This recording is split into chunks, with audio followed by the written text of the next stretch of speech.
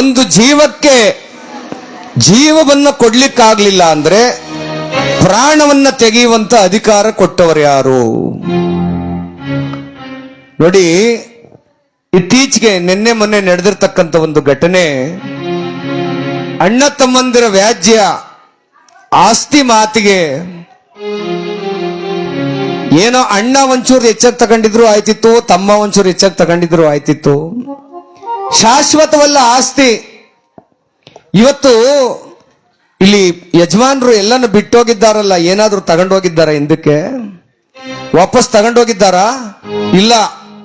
ಮೊನ್ನೆ ಒಂದು ನಡೆದಂತ ಘಟನೆ, ತಮ್ಮನನ್ನ ಸಾಯಿಸಬೇಕು ಅಂತ 8 ಜನಕ್ಕೆ ದುಡ್ಡು ಕೊಟ್ಟು ಅಣ್ಣ ದೇವಸ್ಥಾನದ ಪೂಜಾರಿ ತಮ್ಮನನ್ನ ಸಾಯಿಸ್ಬಿಡಿ ಅಂತ ಹೇಳ್ಬಿಟ್ಟು ಆ ಉತ್ತರ ಪ್ರದೇಶದ ಕುಂಭಮೇಳಕ್ಕೆ ಕೊಟ್ಟೋಗಿದ್ದಾನೆ ಪುಣ್ಯಾತ್ಮ. ಅವ್ರಿಗೆ ಏನೋ ಸುಪಾರಿ ಕೊಟ್ಬಿಟ್ಟು ನನ್ನ ತಮ್ಮ ಬರೋಷ್ಟರಲ್ಲಿ ಎಣವಾಗಿ ಮಲಗಿರ್ಬೇಕು ಅಂತೇಳಿ ಕಣ್ಣಂಚಲ್ಲಿ ನೀರು ಬರ್ತವೆ. ಪಾಪ ತಮ್ಮ ಗೊತ್ತಿಲ್ದೇನೆ ಸತ್ತೋದ. ಅಣ್ಣ ಬಹಳ ಸಂತೋಷ ಪಟ್ಟ. ಇನ್ನು ಮುಂದೆ ನನಗೆ ಯಾರು ಅಡೆತಡೆ ಬರೋರಿಲ್ಲ, ನನ್ನ ತಮ್ಮನ್ನ ಮುಗಿಸ್ಬಿಟ್ಟಿದ್ದಾರೆ ಇವರು ಅಂತೇಳಿ. ಆದರೆ ಕಾನೂನಿನ ಮುಂದೆ ಯಾರೂ ದೊಡ್ಡವರಲ್ಲ. ಆ 8 ಜನನು ಕೂಡ ಅರೆಸ್ಟ್ ಆಗಿದ್ದಾರೆ. ಆ ಅಣ್ಣ ನೋಡಿ, ದೇವಸ್ಥಾನದ ಪೂಜಾರಿ, ಅವನು ತಮ್ಮನನ್ನ ಸಾಯಿಸಿ ಅಂತ ಹೇಳಿ ಸುಪಾರಿ ಕೊಟ್ಬಿಟ್ಟು ಹೋಗ್ಬೋದಾ? ಒಂದೇ ರಕ್ತ ಹಚ್ಕೊಂಡು ಉಟ್ಕೊಂಡಂತ ಮಕ್ಕಳು, ಒಂದೇ ತಾಯಿ ಎದೆ ಹಾಲು ಕುಡಿದಿರುವಂತ ಮಕ್ಕಳು, ಯಾತಕ್ಕೋಸ್ಕರ ಹಿಂಗೆ ಜೀವವನ್ನು ತೆಗೆದ?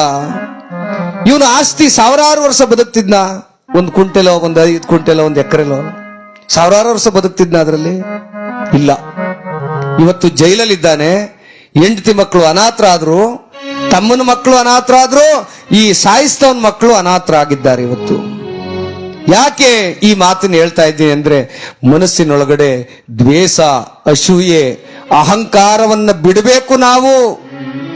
ಈ ಅಹಂಕಾರವನ್ನ ಬಿಡದೆ ಹೋದ್ರೆ ಭಗವಂತನು ಕೂಡ ಸ್ವರ್ಗದಲ್ಲಿ ಜಾಗವನ್ನು ಕೊಡೋದಿಲ್ಲ ಅಂತ ಹೇಳ್ತಾರೆ. ಬಸವಣ್ಣನವರು, ನಮ್ಮ ಜಗಜ್ಯೋತಿ ಬಸವಣ್ಣ ಅಪ್ಪ ಬಸವಣ್ಣ, ತಂದೆ ಬಸವಣ್ಣನವರು ಏನ್ ಹೇಳಿದ್ರು? ಇವನಾರವ ಇವನಾರವ ಎಂದೆನಿಸಿದರಯ್ಯ, ಇವ ನಮ್ಮವ ಎಂದೆನಿಸಿರಯ್ಯ. ಯಾರಾದ್ರೂ ಆಗ್ಲಿ ಜಾತಿ ಮತ ಎಲ್ಲವನ್ನು ದೂರ ಮಾಡಿ ಮನುಷ್ಯರಲ್ಲಿ ಒಂದು ಕನಿಕರವನ್ನ ತೋರಿಸ್ತೇನೆ. ಹಸಿದವರಿಗೆ ಅನ್ನ ಹಾಕದೇನೆ, ಅಣ್ಣ ತಮ್ಮ ಅನ್ನೋದು ಕಾಣ್ದೇನೆ ಆ ತಮ್ಮನನ್ನ ಸಾಯಿಸಿದಂತ ಅಣ್ಣನಿಗೆ ಯಾವ ಸ್ವರ್ಗ ಸಿಗುತ್ತೆ ಅವ್ವ? ಯಾವ ಸ್ವರ್ಗ ಸಿಗುತ್ತೆ? ಇಲ್ಲ. ಅದಕ್ಕೆ ಹೇಳೋದು, ಅಹಂಕಾರವನ್ನ ಬಿಡು ಮಾನವ, ಅಹಂಕಾರವನ್ನ ಬಿಡು. ನೋಡಿ, ತಂದೆ ತಾಯಿಗಳು ಮಕ್ಕಳಿಗೋಸ್ಕರವಾಗಿ ಎಷ್ಟೊಂದು ಕನಸುಗಳನ್ನ ಕಟ್ಟಿಕೊಂಡಿರ್ತಾರೆ. ಒಂದು ದಿನ ಮಗ ಮನೆಗೆ ಬರಲಿಲ್ಲ ಅಂದ್ರೆ, ಒಂದು ದಿನ ಮಗಳು ಕಾಲೇಜ್ಗೆ ಹೋಗಿ ಸ್ವಲ್ಪ ಲೇಟಾಗಿ ಬಂದ್ರೆ ತಂದೆ ತಾಯಿ ಪರಿತಪಿಸಿ ಹೋಗ್ತಾರೆ. ಅಯ್ಯೋ, ನನ್ನ ಮಗ ಇನ್ನೂ ಮನೆಗೆ ಬಂದಿಲ್ವಲ್ಲ ಅಂತೇಳಿ. ಅಣ್ಣ ತಮ್ಮಂದಿರಿಗೆ ಒಂದೇ ತರದ ಪ್ರೀತಿಯನ್ನ ಕೊಟ್ಟಿರ್ತಾರೆ. ಆದ್ರೆ ಈ ಅಣ್ಣ ತಮ್ಮಂದಿರು ಕೇವಲ ಆಸ್ತಿಯ ಮಾತಿಗೋ ಅಥವಾ ಕೇವಲ ಒಂದು ಆ ಜಾಗದ ಮಾತಿಗೋ ಕೊಲೆ ಮಾಡುವಂತ ಮಟ್ಟಕ್ಕೆ ಹೋಯ್ತಾರೆ ಅಂದ್ರೆ ಇದು ಯಾವ ನ್ಯಾಯ ಸ್ವಾಮಿ? ಇದು ಕಾನೂನಿನ ಮುಂದೆ ಯಾರು ದೊಡ್ಡವರಲ್ಲ. ಇವತ್ತು ಸಂವಿಧಾನ ಬಹಳ ಗಟ್ಟಿಯಾಗಿದೆ. ಕೊಲೆ ಮಾಡಿ ದಕ್ಕಿಸ್ಕೊಳ್ತೀನಿ ಅನ್ನೋದು ಸುಳ್ಳು. ಇವತ್ತು ಜೈಲಲ್ಲಿದ್ದಾರೆ. ಅದಕ್ಕಾಗಿ ಯಾರಿಗೂ ತೊಂದರೆಯನ್ನು ಕೊಡಬೇಡಿ, ಯಾರು ಕೂಡ ಅಹಂಕಾರ ಪೂರಿತರಾಗಬೇಡಿ, ಯಾರು ಕೂಡ ನೋವಿನಲ್ಲಿ ಬದುಕೋದು ಬೇಡ, ಒಬ್ಬರನ್ನ ಕೊಂದು ಇನ್ನೊಬ್ಬ ಸುಖ ಪಡೋದು ಬೇಡ. ಮನುಷ್ಯರಲ್ಲಿ ದೇವರನ್ನ ಕಾಣೋಣ. ಅವರಲ್ಲೂ ದೇವರಿದ್ದಾನೆ, ನಮ್ಮಲ್ಲೂ ದೇವರಿದ್ದಾನೆ ಎನ್ನುವಂತ ಪರಿಜ್ಞಾನ ನಮ್ಮಲ್ಲಿದ್ರೆ ಸಾಕು, ಈ ಜಗಳಗಳೇ ಬರೋದಿಲ್ಲ ಅಂತ ಹೇಳ್ತಾರೆ. ಅದಕ್ಕಾಗಿ ಅಹಂಕಾರ ಒಳ್ಳೆಯದಲ್ಲ. ಮನುಷ್ಯನಿಗೆ ಯಾವಾಗ್ಲೂ ಆತ್ಮವಿಶ್ವಾಸ ಇರಬೇಕು. ಆತ್ಮವಿಶ್ವಾಸ ಇದ್ರೆ ಭಗವಂತ ಎಲ್ಲರನ್ನೂ ಕಾಪಾಡ್ತಾನೆ ಅಂತೇಳಿ. ನೋಡಿ, ತಂದೆ ಸಾಯುವಾಗ ಅವ್ರ ಮನಸ್ಸಲ್ಲಿ ಏನಿತ್ತು ಅಂತ ಯಾರಿಗೂ ಗೊತ್ತಿಲ್ಲ. ಆದ್ರೆ ಜೀವ ಬಿಡುವಾಗ ಅವ್ರು ಅನ್ಕೊಂಡಿರ್ತಾರೆ, ಅಯ್ಯೋ ನನ್ನ ಹೆಂಡತಿ ಗತಿ ಏನು, ನನ್ನ ಮಕ್ಕಳ ಗತಿ ಏನು, ಅಯ್ಯೋ ಭಗವಂತ ಇಷ್ಟು ಬೇಗ ಕರ್ಕೊಂಡ್ಬಿಟ್ಟಲ್ಲಪ್ಪ, ನನ್ನ ಮಗನಿಗೆ ಇನ್ನೂ ಒಂದು ಸರಿಯಾದ ದಾರಿ ತೋರಿಸ್ಲಿಲ್ವಲ್ಲ ಅಂತ ಅಪ್ಪನಾದಂತ ಪುಣ್ಯಾತ್ಮ ಪರಿತಪಿಸ್ತಾ ಇರ್ತಾನಂತೆ ನೋಡಿ. ಆದ್ರೆ ತಮ್ಮಂದಿರು ನಮ್ಮಪ್ಪ ಓದ್ನಲ್ಲ ಅನ್ನುವಂತ ಚಿಂತೆಯಲ್ಲಿ ಇರುವುದಿಲ್ಲ ಎಷ್ಟೋ ಮಕ್ಕಳು. ಇಲ್ಲಲ್ಲ, ಎಷ್ಟೋ ಹಳ್ಳಿಗಳಲ್ಲಿ ಅಪ್ಪ ಸತ್ತು ಸ್ಮಶಾನಕ್ಕೆ ಹೋಗಿ ಅವನನ್ನ ಒಪ್ಪ ಮಾಡ್ಬಿಟ್ಟು ಬರೋಷ್ಟರಲ್ಲಿ ಆಸ್ತಿಗಾಗಿ ಗುದ್ದಾಡ್ತಾ ಇರ್ತಾರೆ. ಆಸ್ತಿಗೆ ನಮಗೆ ಕೆಳಗಲ್ದ್ ಬರ್ಬೇಕು, ಮ್ಯಾಗಲ್ದ್ ಬರ್ಬೇಕು, ಮನೆ 4 ಭಾಗ ಆಗ್ಬೇಕು ಅನ್ನೋಂತ ಆಸ್ತಿಗೆ ಗುದ್ದಾಡ್ತಾರೆ ವಿನಃ ಅಪ್ಪನ ಪ್ರೀತಿಗಾಗಿ, ತಾಯಿಯ ಪ್ರೀತಿಗಾಗಿ ಯಾರು ಗುದ್ದಾಡ್ತಾ ಇಲ್ಲ ಇವತ್ತಿನ ಜಗತ್ತಿನಲ್ಲಿ.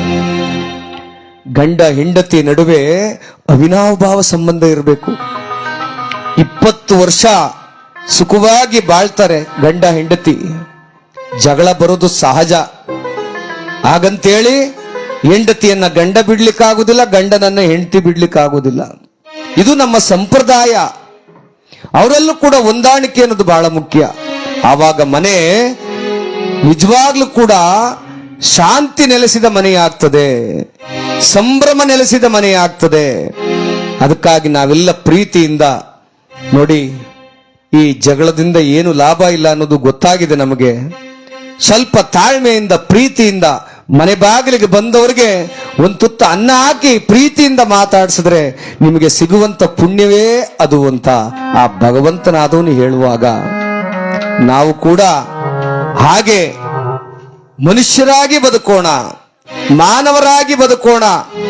ಮೇಲು ಕೀಳು, ಬಡವ ಬಲ್ಲಿದ, ಆ ಧರ್ಮ ಈ ಧರ್ಮ ಅನ್ನೋದನ್ನ ಸ್ವಲ್ಪ ದೂರ ಇಟ್ಟು ನಾವೆಲ್ಲ ಮನುಷ್ಯರು ಒಟ್ಟಾಗಿ ಬಾಳೋಣ ಎಂಬುದಾಗಿ ನಾವೆಲ್ಲ ಪ್ರೀತಿಯಿಂದ ಬದುಕೋದನ್ನ ಕಲಿಬೇಕಾಗಿದೆ ಇವತ್ತು. ಅದಕ್ಕಾಗಿ ಬಂಧುಗಳೇ, ಮಾನವ ಜನ್ಮ ದೊಡ್ಡದು, ಇದನ್ನ ಹಾಳು ಮಾಡಿಕೊಳ್ಳಬೇಡಿರೋ ಉಚ್ಚಪ್ಪಗಳಿರ ಅಂತ ದಾಸವರೇಣ್ಯರು ಹೇಳಿದ್ದಾರೆ. ಆದ್ರಿಂದ ನಾವೆಲ್ಲ ಮಾನವರಾಗಿ ಬದುಕಿ ಈ ಜಗತ್ತಿಗೆ ಒಂದು ಮಾದರಿಯಾಗೋಣ ಎಂಬುದಾಗಿ ಹೇಳ್ತಾ, ಒಳಿತು ಮಾಡೋ ಮನ್ಸ ನೀನಿರೋದು 3 ದಿವಸ. ಬರುವಾಗ ಬೆತ್ತಲೆ, ಹೋಗುವಾಗ ಬೆತ್ತಲೆ, ಬಂದು ಹೋಗುವ ನಡುವೆ ಬರೀ ಕತ್ತಲೆ. ಆ ಕತ್ತಲೆ ತುಂಬಿದ ಪ್ರಪಂಚವನ್ನು ನಾವು ಬೆಳಕು ಮಾಡಿಕೊಳ್ಳಬೇಕು ನಮ್ಮ ಒಳ್ಳೆತನದಿಂದ.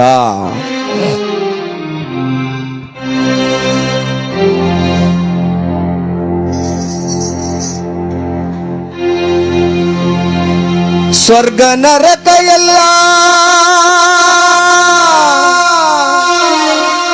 ಮೇಲಿಲ್ಲ ಕೇಳೋ ಜನಕ, ಇಲ್ಲೇ ಕಾಣಬೇಕು ಉಸಿರಿರೋ ಕೊನೆ ತನಕ.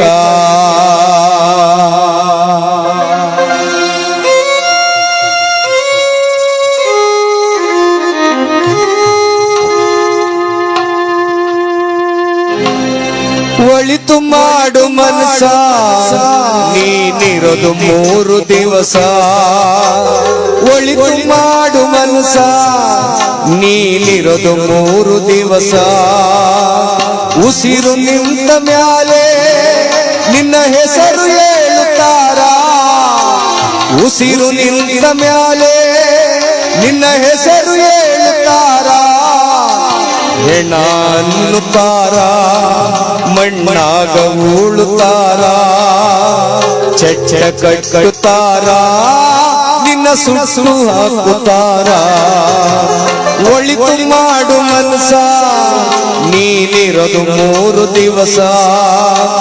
ಒಳಿತು ಮಾಡು ಮನಸ ನೀನಿರೋದು 3 ದಿವಸ.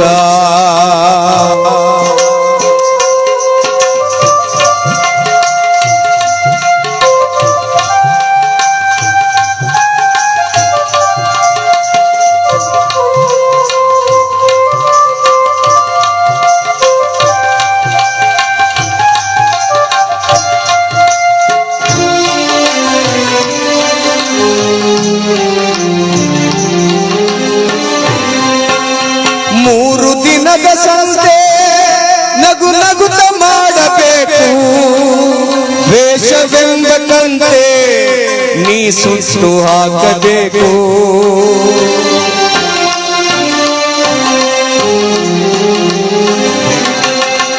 3 ದಿನದ ಸಂತೆ ನಗು ನಗುತ್ತ ಮಾಡಬೇಕು, ಬೆಳಕಂತೆ ನೀ ಸುಟ್ಟು ಹಾಕಬೇಕು.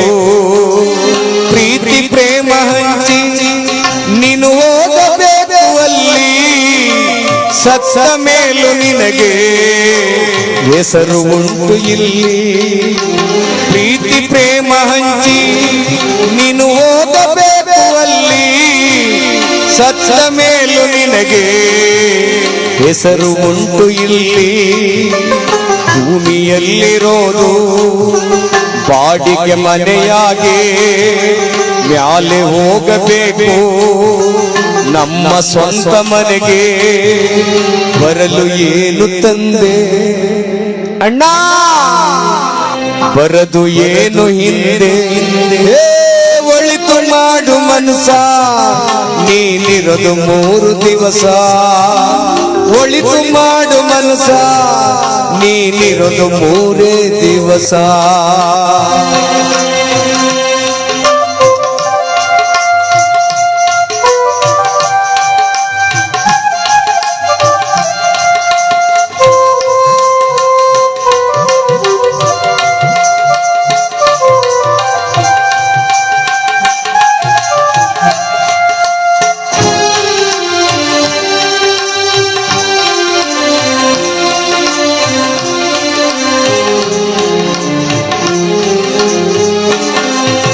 ಸ್ವರ್ಗ ನರಕ ಎಲ್ಲ ಮೇಲಿಲ್ಲ ಕೇಳೋ ಜನಕ, ಇಲ್ಲೇ ಕಾಣಬೇಕು ಉಸಿರಿರೋ ಕೊನೆ ತನಕ.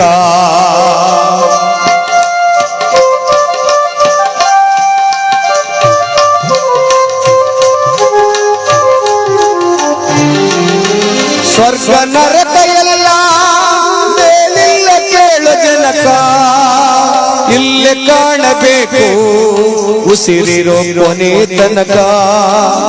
ನಾನು ನಾನು ಎಂದು ನೀ ಮೆರೆಯಬೇಡ ಮೂಡ, ನಾನು ಎಂಬುದು ಮಣ್ಣು ನೀ ಮರೆತು ಹೋಗಬೇಡ. ನಾನು ನಾನು ಎಂದು ನೀ ಮೆರೆಯಬೇಡ ಮೂಡ, ನಾನು ಎಂಬುದು ಮಣ್ಣು ನೀ ಮರೆತು ಹೋಗಬೇಡ. ದ್ವೇಷವೆಂಬ ವಿಷವ ಕುಡಿಯಬೇಡ ಮೂಡ, ಪ್ರೀತಿ ಅಮೃತವ ಒಮ್ಮೆ ಸವಿದು ನೋಡ.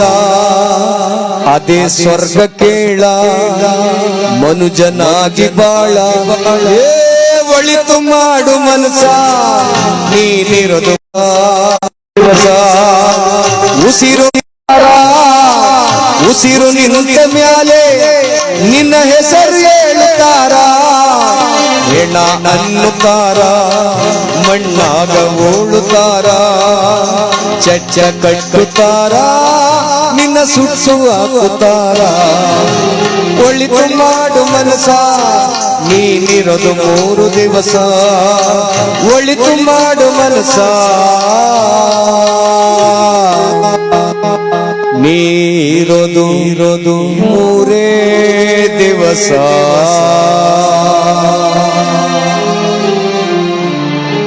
ಸರ್ವರಿಗೂ ಶರಣು ಶರಣಾರ್ಥಿ.